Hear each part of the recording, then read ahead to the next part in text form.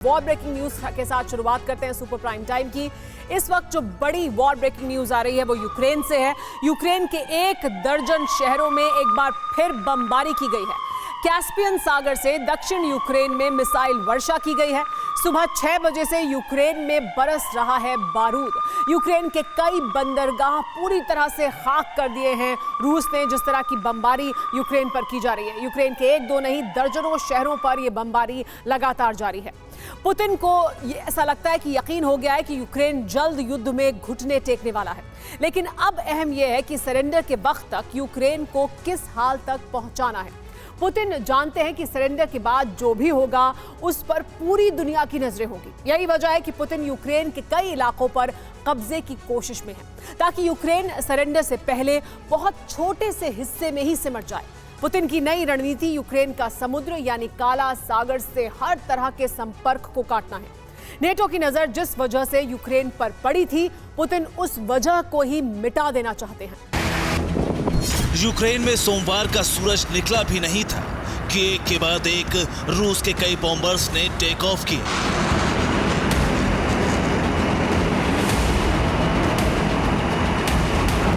कुछ ही मिनटों बाद आसमान में कई मिसाइलें दाग दी गई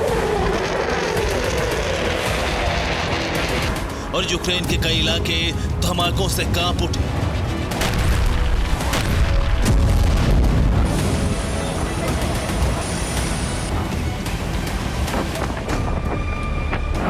इस बारूदी कोहराम से पहले मॉस्को में देर रात तक हलचल थी। यूक्रेन के लोग गहरी नींद में थे, लेकिन क्रेमलिन में पुतिन जाग रहे थे। कई कमांडर और अफसर वॉर रूम में पुतिन की बातों को सुन रहे थे।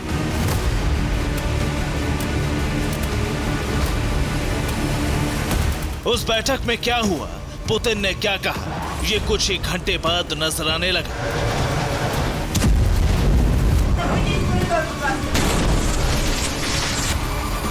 रूस के विमानों ने हमला शुरू किया तो लगा जैसे पूरे यूक्रेन को भस्म कर देने का मिशन शुरू हो चुका है।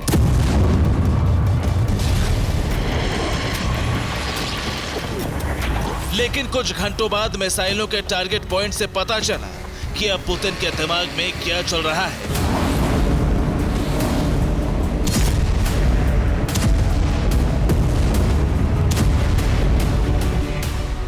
रूस के फाइटर जेट एक खास रूट पर मिसाइल बरसा रहे थे। ज्यादातर धमाके काला सागर से सटे इलाकों में हुए। ओडेसा से मिकोलेव तक एक बड़े इलाके में तबाही मचा दी गई। यूक्रेन के तमाम बंदरगाहों और वहां मौजूद गोदामों को उड़ा दिया गया।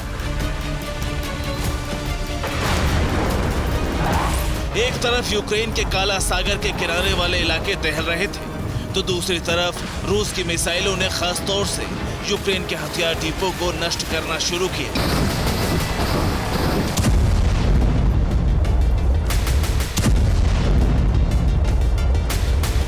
पुतिन ने नई रणनीति बनाने के साथ मिसाइल प्रहार का एक नया बेस भी फिक्स कर दिया है।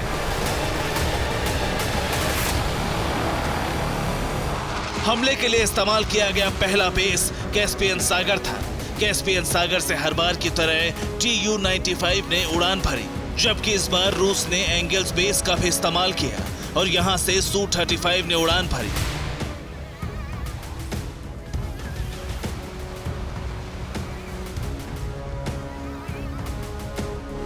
तो बेस से हमले के दौरान सुखोई 35 के अलावा गेरान ड्रोन का भी इस्तेमाल किया गया।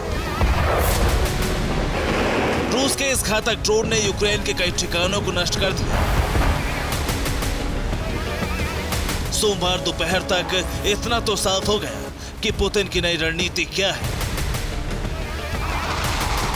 पुतिन की पहली रणनीति यूक्रेन को समंदर से काटने की है। आगे बढ़ने से पहले हम लोग की खास लोकेशन के बारे में आपको बता देते हैं।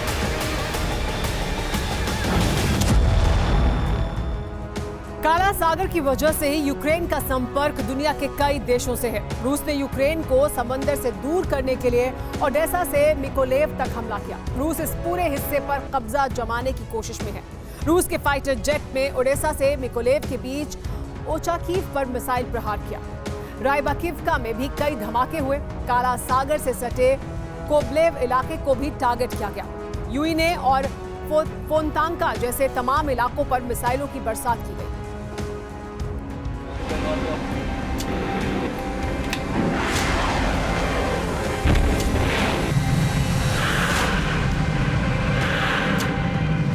ओडेसा से मिकोलेव तक ताबड़तोड़ प्रहार से साफ हो गया है कि रूस की नई रणनीति यूक्रेन को काला सागर से दूर करने की है। काला सागर की वजह से यूक्रेन युद्ध से पहले अमेरिका के लिए एक अहम स्पॉट बन गया था।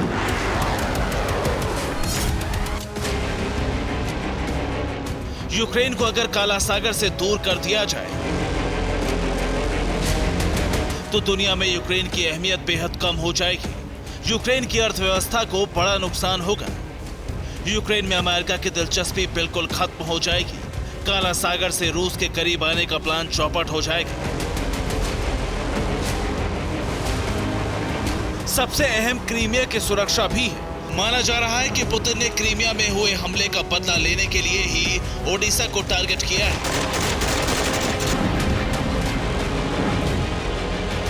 हालांकि पुतिन का एक road map Donbas, Luhansk, Kherson और ज़पोरिजिया के बाद ओडेसा पोर्ट और मिकोलेव को अपने कब्जे में लेने का हो सकता है।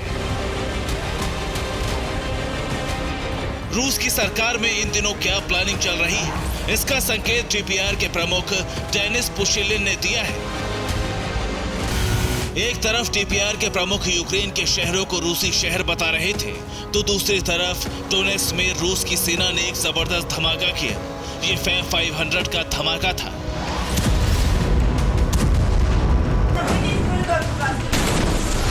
डोनेट्स्क में यूक्रेनी सेना कई दिनों से रूसी फौज पर बमबारी कर रही थी, लेकिन 500 किलो के बम के प्रहार से रूस ने एक बड़े इलाके से यूक्रेनी सैनिकों का सफाया कर दिया।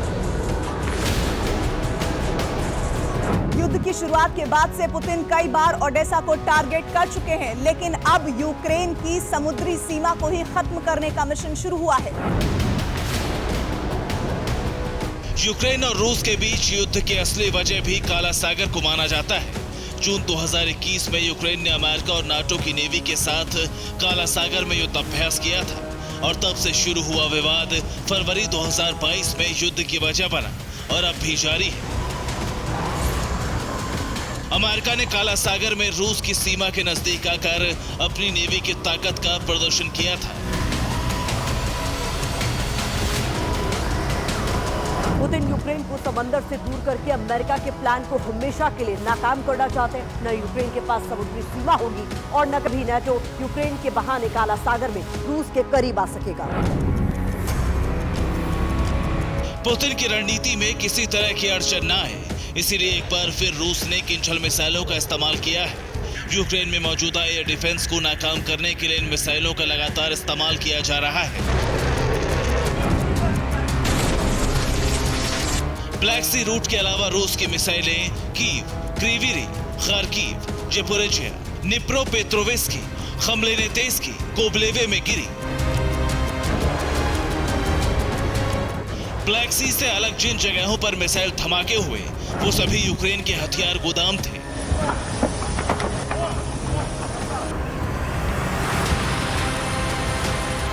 यूक्रेन को हथियारों की सप्लाई बंद है और यूक्रेन जिन मिसाइलों से बेलगोरोद या क्रीमिया में अटैक कर रहा है वो सभी नाटो देशों से हथियारों का पुराना स्टॉक है।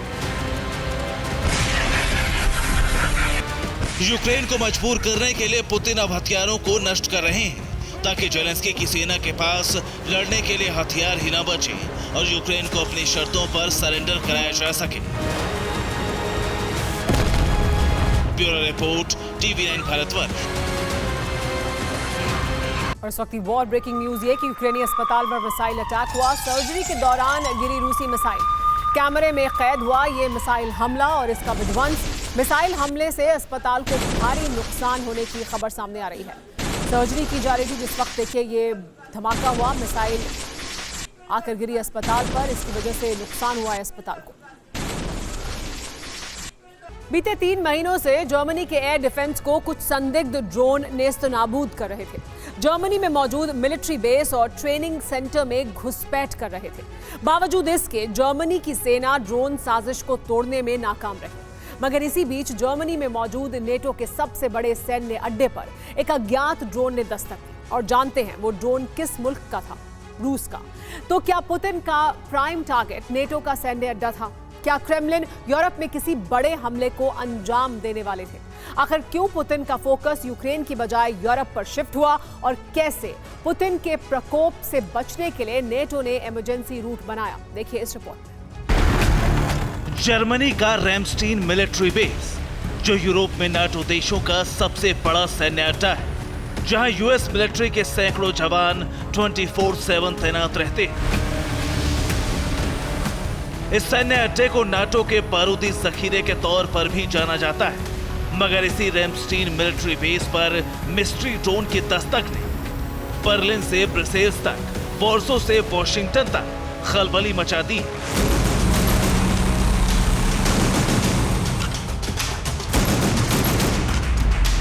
जी हां, यूरोपीय मीडिया रिपोर्ट्स की माने तो जर्मनी के रैमस्टीन मिलिट्री बेस के पास अज्ञात ड्रोन देखे गए। क्लिट्स मिलिट्री ट्रेनिंग कैंप पर भी मिस्ट्री ड्रोन ने उड़ान भरी। HP-47 पोर्टेबल जैमर से ड्रोन तबाह करने की कोशिश हुई। जर्मन डिफेंस एक भी ड्रोन को नेस्तनाबूद करने में नाकाम रहा।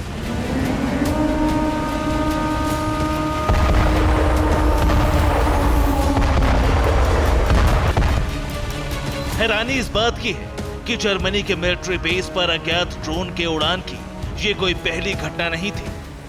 अक्टूबर 2022 से लगातार कई ड्रोन जर्मनी के मिलिट्री बेस और सैन्य अड्डों के आसपास उड़ते दिखाई दे रहे थे।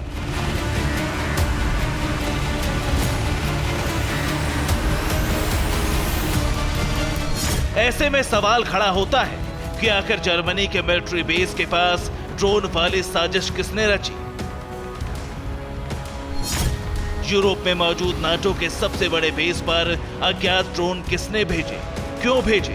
क्या ये वाकई बड़े हमले की तैयारी थी या फिर ड्रोन के जरिए खुफिया जानकारी जुटाना मकसद था? तो आपको बता दें कि जर्मनी के जिस रैमस्टीन मिलिट्री बेस के पास ड्रोन दिखाई दिया, असल में वो रशियन ड्रोन थे जो लगातार जर्मनी के सैन्य अड्डों की रेकी कर रहे थे।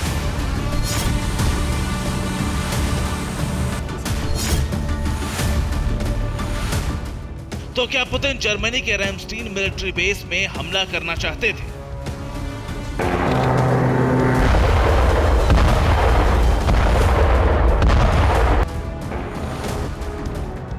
क्या यूरोप में मौजूद नेटो का सबसे बड़ा सैन्य अड्डा बारूद से दहलने वाला था?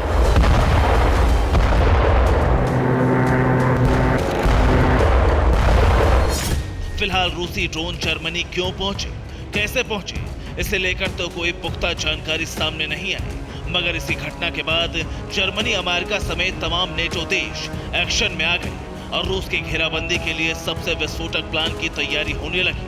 वो ये, यूक्रेन को हथियारों की सप्लाई तत्काल प्रभाव से बढ़ाए। जर्मनी ने यूक्रेन को टॉर्स मिसाइल भेजने का ऐलान किया। अमेरिका ने यूक्रेन को पैट्रियट मिसाइल देने की घोषणा की। स्लोवाकिया, हंगरी ने यूक्रेन को हथियार देने का ऐलान किया।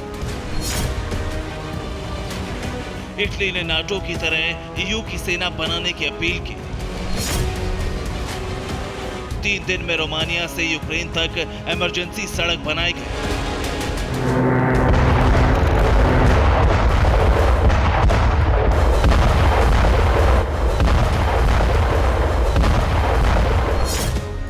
वैसे तो 2 साल से यूरोप या फिर नेटो के देश यूक्रेन की सैन्य मदद कर रहे हैं, मगर इस बार रूस के खिलाफ नेटो और यूरोपीय देशों का जंगी प्लान पहले से ज्यादा विध्वंसक है और इसका अंदाजा आप इस बात से लगा सकते हैं कि यूक्रेन को हथियारों की सप्लाई तय वक्त पर हो, उसमें किसी तरह की कोई अड़चन ना आए। इसके लिए महज 3 दिनों के भीतर 450 किलोमीटर लंबी सड़क को तैयार किया गया, जिसे इमरजेंसी रूट का नाम दिया गया है।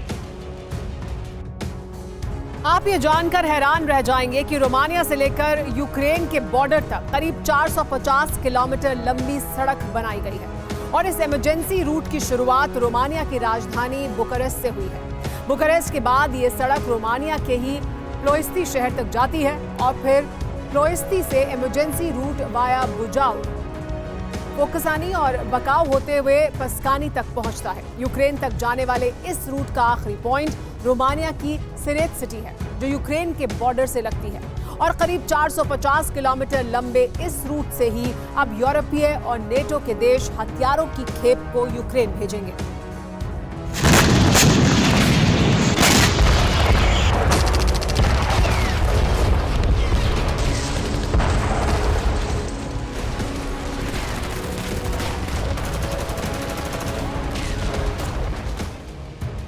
आपको बता दें कि रोमानिया से यूक्रेन बॉर्डर तक बनाए गए इमरजेंसी रूट की कुछ तस्वीरें भी सामने आई, जिसमें सड़क को बनाने के लिए उस पर आवाजाही जल्द से जल्द हो, इसके लिए युद्ध स्तर पर काम चल रहा है।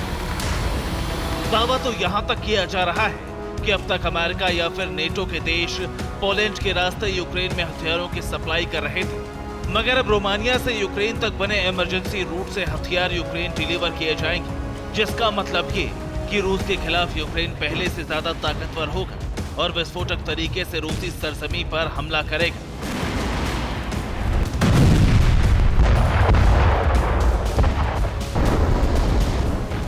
लेकिन इस इमरजेंसी रूट को बनाने का खामियाजा रोमानियों को उठाना पड़ सकता है, क्योंकि पहले भी पुतिन रोमानिया पर ड्रोन स्ट्राइक कर चुके हैं।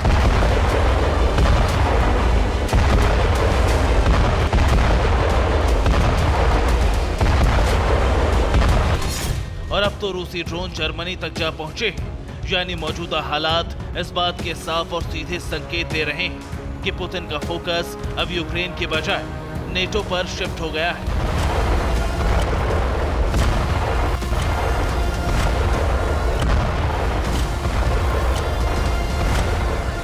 तो वहीं पुतिन के आक्रामक तेवरों के बाद नेटो भी सतर्क है। ऐसे में आशंका बढ़ गई है कि भले ही 2 साल से यूक्रेन की मदद के लिए नेटो पूरी ताकत के साथ लगा, मगर अब नेटो और यूरोपीय देशों को सीधी चुनौती रूस की तरफ से मिल रही है।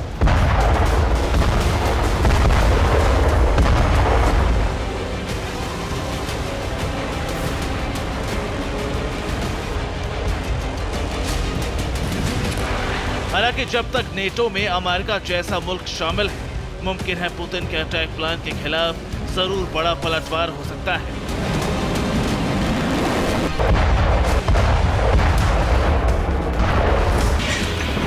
लेकिन एक बात शीशे की तरह साफ हो चुकी है कि अब यूक्रेन जंग का विस्तार यूरोप तक हो चुका है, जिसका मतलब तीसरे विश्व युद्ध की आहट है। Bureau report, TVN Bharatvarsh. इस वक्त की बड़ी खबर, रूसी धरती पर सबसे बड़ी गोलाबारी हुई है। बेलगोरोद में यूक्रेन की सबसे बड़ी गोलाबारी देखने को मिली। बेलगोरोद से सुरक्षित जगह भेजे गए हैं 300 लोग। बॉर्डर से 32 किलोमीटर तक दूर का इलाका खाली करा लिया गया है। बेलगोरोद में 300 लोगों को हटाया गया है, यहां से दूसरी जगह भेजा गया है, लेकिन सबसे ज्यादा बड़ी गोलाबारी देखने को मिली है बेलगोरोद में।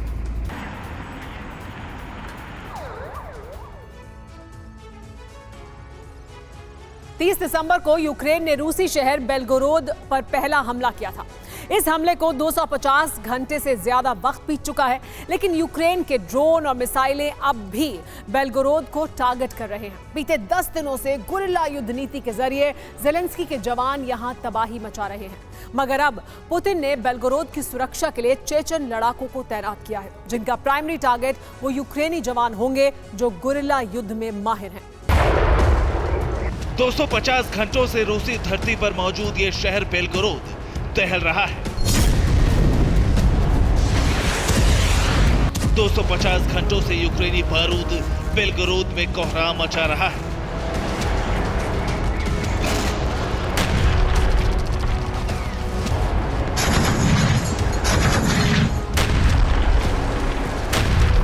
बीते 250 घंटों से बेलगोरोद में होते ये धमाके थम नहीं रहे।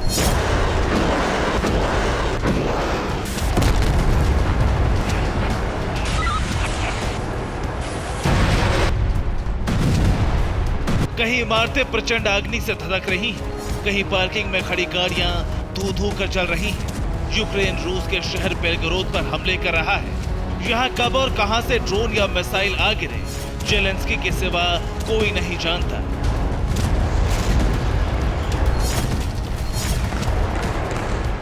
30 दिसंबर 2023 को यूक्रेन ने बेलगोरोद पर पहला हमला किया था, जिसमें 25 लोगों की मौत हो गई थी। जिसके बाद साल तो बदल गया, लेकिन बेलगोरोद के हालात नहीं बदले। 30 दिसंबर के बाद से यूक्रेन बेलगोरोद पर रोजाना हमले कर रहा है।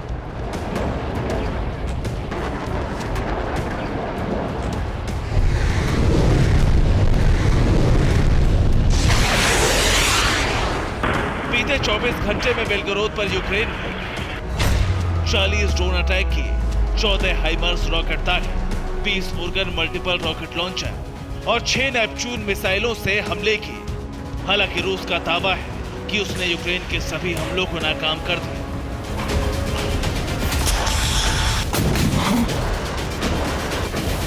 रूस चाहे जो भी दावे करे, लेकिन हकीकत इससे उलट नजर आती है, जिसकी वजह है बेलगोरोद से होता लोगों का पलायन, जिसका दावा कोई और नहीं बल्कि खुद बेलगोरोद के गवर्नर कर रहे हैं। यूक्रेन हमलों में बीते 24 घंटे में 5 लोगों की मौत हो चुकी है। वहीं 300 से ज्यादा लोगों को सुरक्षित ठिकानों पर भेजा गया है। स्कूलों को भी खाली करवाया जा रहा है। युद्ध शुरू होने के बाद से ऐसा पहली बार है जब रूस से इतनी बड़ी संख्या में लोगों का पलायन हो रहा है। लोगों को युद्ध क्षेत्र से निकालकर सुरक्षित जगहों पर पहुंचाया जा रहा है।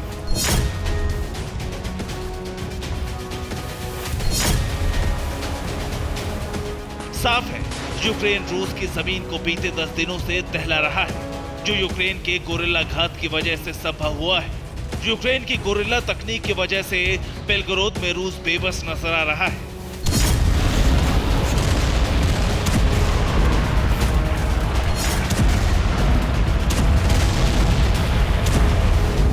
मगर बेलगोरोद को बचाने के लिए पुतिन ने नई रणनीति पर काम करना शुरू कर दिया है। पुतिन की नई रणनीति क्या है, उसे जानने से पहले आपको गोरिल्ला नीति को समझना जरूरी है। गोरिल्ला एक युद्ध नीति है जिसमें मारो और भाग जाओ की नीति पर हमले किए जाते हैं। दुश्मन पर अचानक से हमला किया जाता है और उसके तुरंत बाद सैनिक भाग जाते हैं। इतना ही नहीं, हमले में कई सैनिक अलग अलग छोटी टुकड़ी में आते हैं और कुछ मिनटों में हमले करके वहां से गायब हो जाते हैं।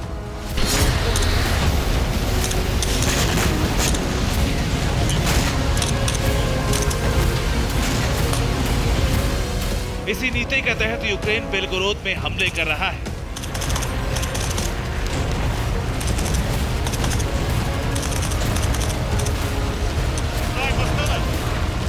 दरअसल बेलगोरोद शहर की सीमा का 6 किलोमीटर हिस्सा यूक्रेन बॉर्डर से लगता है।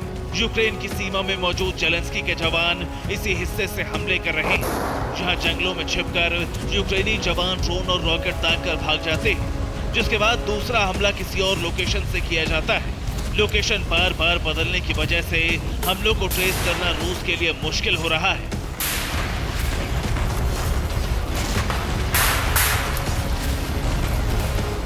मगर अब बेलगोरोद को बचाने के लिए पुतिन ने चेचन लड़ाकों की फौज उतारने का फैसला किया है। पुतिन ने बेलारूस से चेचन लड़ाकों को रवाना कर दिया है। इन्हें खासतौर पर बेलगोरोद बॉर्डर के पास तैनात किया जाएगा, ताकि सरहदी इलाकों में मौजूद यूक्रेन सैनिकों को खत्म किया जा सके।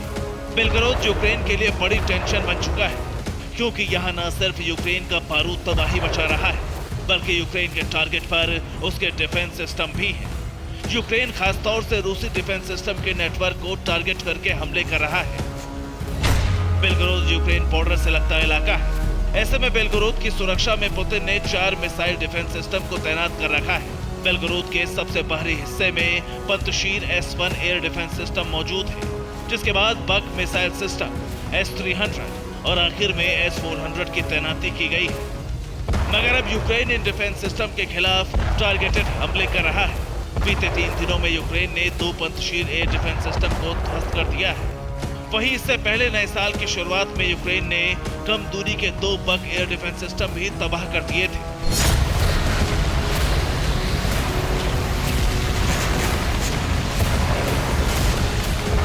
साफ है, यूक्रेन की गोरिल्ला नीति रूस के खिलाफ कारगर साबित हो रही है, मगर अब पुतिन भी इसके काट ढूंढ चुके हैं। पुतिन के वफादार चेचन बेलगोरोद की सुरक्षा के लिए किसी भी वक्त पहुंच सकते हैं और चेचन लड़ाके यूक्रेनी सैनिकों में किस तरह की तबाही मचा सकते हैं, इसका ट्रेलर दुनिया बाखमुत के बैटल ग्राउंड में पहले ही देख चुकी है।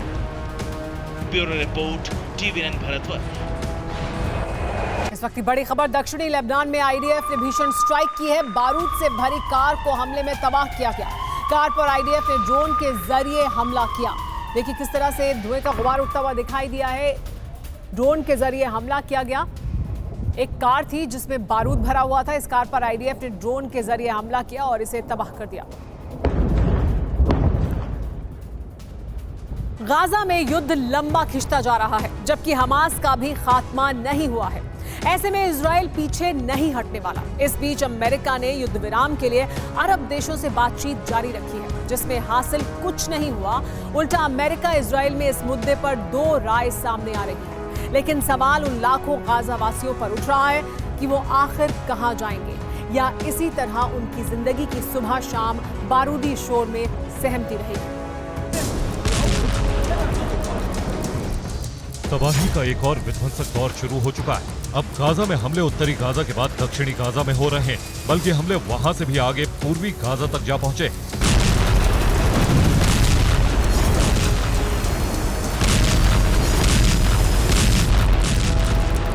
अब माना जा रहा है कि गाजा में जंग का आखिरी दौर शुरू हो चुका है।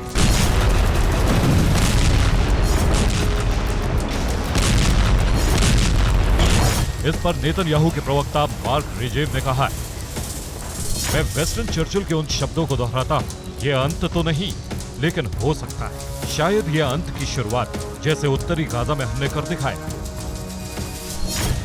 यानी इजराइल भी मानने लगा है कि वो आखिर कब तक युद्ध लड़ता रहेगा। हालांकि आईडीएफ के प्रवक्ता का इस पर कुछ और ही कहना है।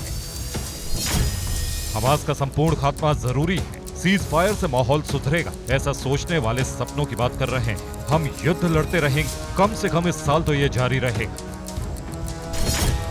यानी इजराइल युद्ध लड़ रहा है जब तक हमास खत्म नहीं होता, जबकि अमेरिका सीज फायर कराकर युद्ध रोकने की कोशिश में है। इसके लिए अमेरिका के विदेश मंत्री एंटनी ब्लिंकन अरब देशों के दौरे पर हैं। उन्होंने बयान दिया है, गाजा का प्रशासन अरब देश मिलकर संभाले, इससे स्थिति में सुधार हो सकता है। गाजा के लोगों को वापस आने का अधिकार है। इस बारे में इजराइल से भी बातचीत की जा रही। ब्लिंकन की सलाह को अरब देशों ने दरकिनार कर दिया, जबकि इजराइल भी इसके लिए तैयार नहीं। ब्लिंकन के प्रपोजल की तरफ से नेतन्याहू ने साफ कहा है, युद्ध किसी भी कीमत पर नहीं रुक सकता है जब तक हम हमास को खत्म नहीं कर देते। सारे बंधक सुरक्षित वापस आने चाहिए और ये सुनिश्चित किया जाए कि हमास और दूसरे संगठन इजराइल के लिए भविष्य में कभी संकट पैदा नहीं करेंगे। इस बीच अरब देशों में जॉर्डन की तरफ से अमेरिका का पक्ष लिया गया है, जिसमें कहा गया है कि अमेरिका इजराइल को इस स्थिति के लिए तैयार है।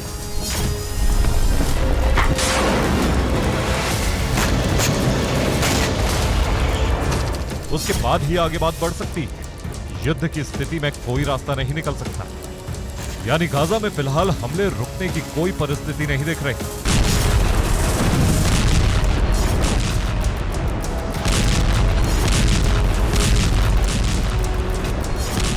दूसरी तरफ हूती और हिजबुल्लाह के आक्रामक तेवर इजराइल के लिए मुसीबत बन चुके हैं।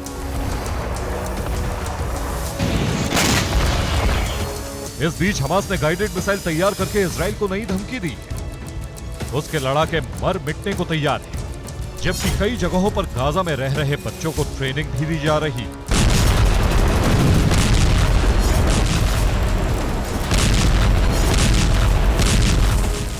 जिसका खुलासा इजरायली पीएम ने एक दस्तावेज के आधार पर किया। यानी हमास सरेंडर को तैयार नहीं है और इजराइल तब तक बम बरसाता रहेगा जब तक हमास खत्म नहीं हो जाता।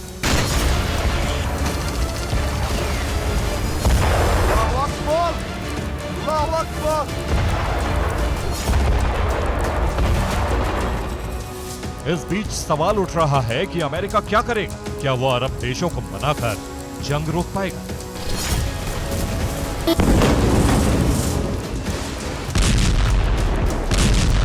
Bureau report, TV9। 3 महीने से ज्यादा का वक्त हो चला है। बावजूद इसके ना तो गाजा पर इजराइल का टोटल कंट्रोल हुआ है और ना ही गाजा से हमास का खात्मा हुआ है। और जानते हैं इसकी वजह क्या है? हमास के साथ साथ ईरानी प्रॉक्सी संगठनों का एक्शन में आना, इजराइल पर ताबड़तोड़ प्रहार करना। जी हां, मौजूदा वक्त में इजराइल डबल फ्रंट पर जंग लड़ रहा है। एक तो हमास के खिलाफ और दूसरा ईरानी प्रॉक्सी के खिलाफ। और जानते हैं इस डबल फ्रंट वॉर में ईरान का मिसाइल दान इजराइल के साथ साथ अमेरिका के लिए भी मुसीबत बन रहा है। आखिर क्यों, आप भी देखिए। इजराइल से सीरिया तक,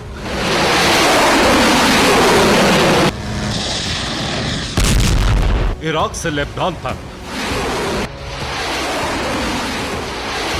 ईरानी प्रॉक्सी के ताबड़तोड़ मिसाइल हमलों ने नेतन्याहू के साथ साथ यूएस प्रेसिडेंट बाइडेन की भी टेंशन बढ़ा दी है।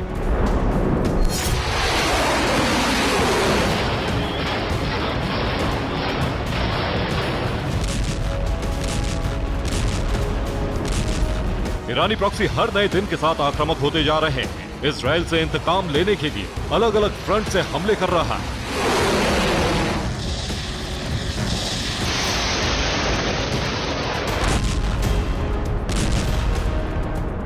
और इन प्रॉक्सी संगठन के पीछे जिस शख्स का हाथ है वो है इब्राहिम रईसी।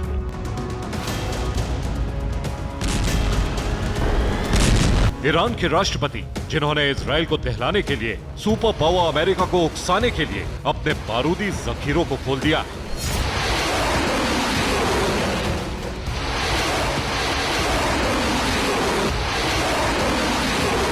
रात के वक्त सड़क पर दौड़ते इन ट्रकों पर जो हथियार लदा है वो असल में ईरान की MRBM यानी मीडियम रेंज बैलिस्टिक मिसाइल है। नाम है शहाब 3।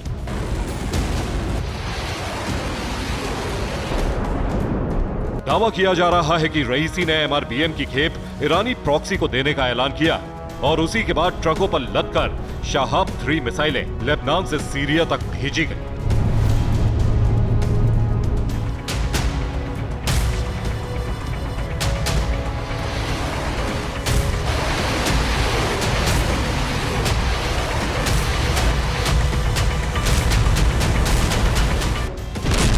दरअसल गाजा जंग के बाद अब ईरान का मिसाइल बेस शुरू हो चुका है। शायद तभी हिजबुल्लाह, हुती और इस्लामिक रेजिस्टेंस के लड़ाके इजरायली सेना के ठिकाने पर सीरिया और इराक में मौजूद अमेरिकी बेस पर मिसाइलों से प्रहार कर रहे हैं। और शायद इसी रणनीति के चलते अब अमेरिका भी ये मान चुका है कि इजरायल के लिए गाजा जंग जीतना आसान नहीं है।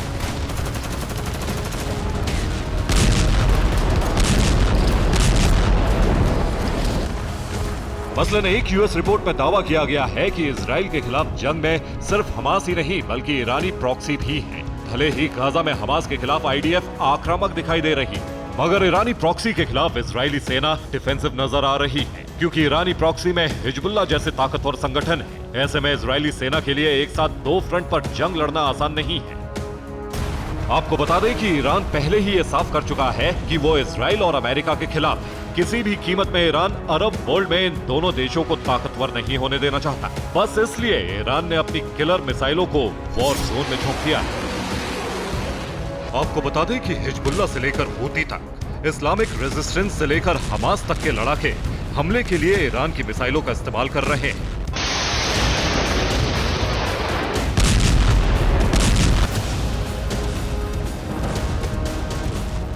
और उन मिसाइलों में शामिल है फतह 110 मिसाइल, जिसकी रेंज करीब 250 किलोमीटर है। दूसरा हथियार है स्कर्ट मिसाइल, जिसकी मारक क्षमता 700 किलोमीटर है। तीसरा वेपन है कहर 1 मिसाइल, जो 300 किलोमीटर तक हमला करती है। चौथी मिसाइल खैबर शिकन है, जो 1500 किलोमीटर तक तबाही मचा सकती है। पांचवी मिसाइल है बद्र 1, जिसकी रेंज 200 किलोमीटर है। छठी मिसाइल बुरकान 2H है, जिसकी रेंज 1000 किलोमीटर तक है।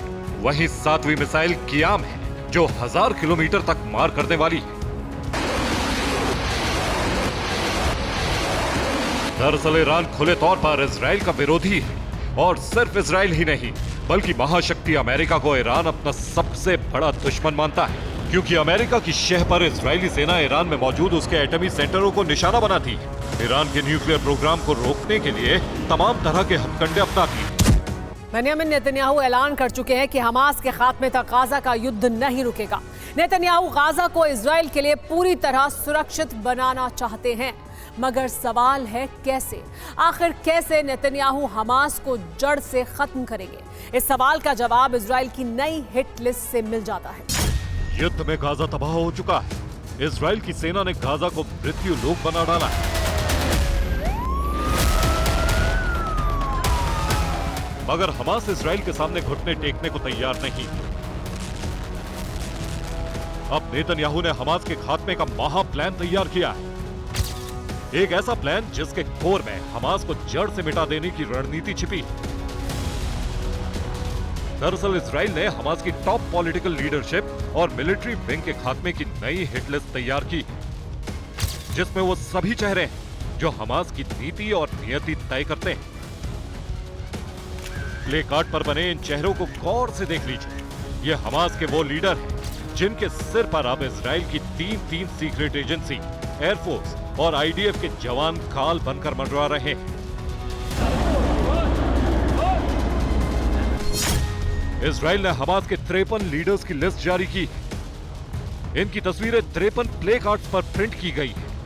10,000 से ज्यादा कार्ड सैनिकों को बांटे गए हैं ताकि सैनिक अपने टारगेट्स की पहचान कर सकें। इन कार्ड्स में तस्वीरों को पॉलिटिकल लीडर्स की रैंक और ओहदे के हिसाब से डाला गया है ताकि सभी को यह साफ रहे कि टारगेट कितना ज्यादा हाई पावर और अहमियत रखता है।